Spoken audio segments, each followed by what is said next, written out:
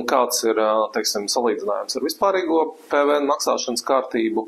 Tad paskatīsimies uz situācijām tipiskajām, ja, tas ir galvenokārt pakalpojumu sniegšana, preču piegāde vai iegāde, attiecīgi Eiropas Savienībā.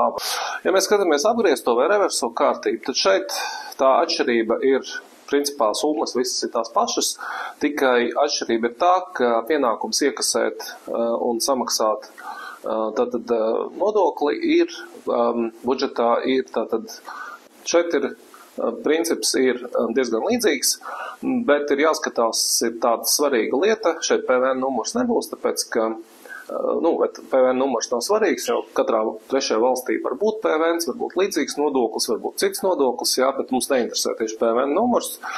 Latvijas uzņēmums sniedz pakalpojumu Lietuvas uzņēmumam, šie pakalpojumi var būt ļoti dažādi, mārketings, HR, IT, vadība, viss, kas ir, teiksim, ietilps komerc attiecībās. Un tātad šajā situācijā, kā jau mēs noskaidrojām, pakalpojumu sniegšanas vieta, ka mēs piemērs, mēs sniedzam pakalpojumu, atkal Latvijas uzņēmums sniedz pakalpojumu, bet šoreiz trešajai valstī, Ukrainai. Pakalpojumi visi ir tie paši. Un tātad, un grāmatojumi šajā gadījumā ir paši ieņēmumi vai darījums, pamatsumma ir tāpat kā iepriekš, bet attiecīgi šajā gadījumā mēs iekasējam PVN no pircēja, un tātad PVN tiek arī uzskaitīts šeit. Tas ir par pakalpojumu, tik tālu par pakalpojumu sniegšanu, tālāk tad nedaudz arī par pakalpojumu saņemšanu, jo būtībā pakalpojumu saņemšanas gadījumā lielākoties tad arī uz Latviju, uz pakalpojumu saņēmēju arī ir šis pienākums rēķināt reverso PVN. Kāda šeit var būt situācijas? Ja mēs esam Latvijas pakalpojumu saņēmējs, tad mēs varam saņemt rēķina bez PVN likmes piemērošanu tajā gadījumā, kad mēs pārdodam preces uz ārvalstīm. Šeit ir ļoti strikti jāievēro divi pamatnosacījumi, kas ir likumā. Ja?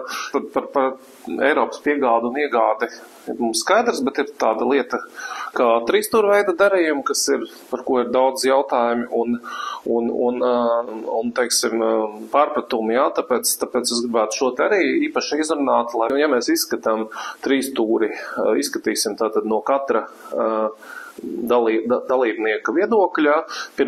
Vispirms paskatīsimies, kas notiek, ja trīsstūrī Latvijas uzņēmums ir šis te uzņēmums A šajā gadījumā, tad ja pēc tam paskatīsimies, kas notiek, ja viņš ir starpnieks un kas notiek, ja viņš ir saņēmējs.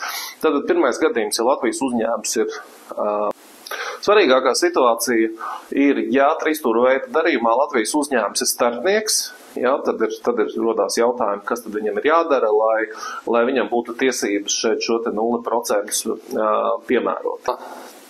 Pēdējais slaids, kas mums palika, ir par PVN reversa grāmatojumu, kā piemēri, jo ir divi pārdevējs pircējs, abi ir Latvijas uzņēmumi. Tas, ko es vēlējos pastāstīt par reverso PVN. Ja jums ir kādi jautājumi, neskaidrības par to lūdzu droši rakstīt, es centīšos, ja ir kaut kādi neatbildēti vai jautājums, kuriem vajadzēja atbildēt vai iekļaut šī semināra ietveros, es centīšos atbildēt uz šiem jautājumiem.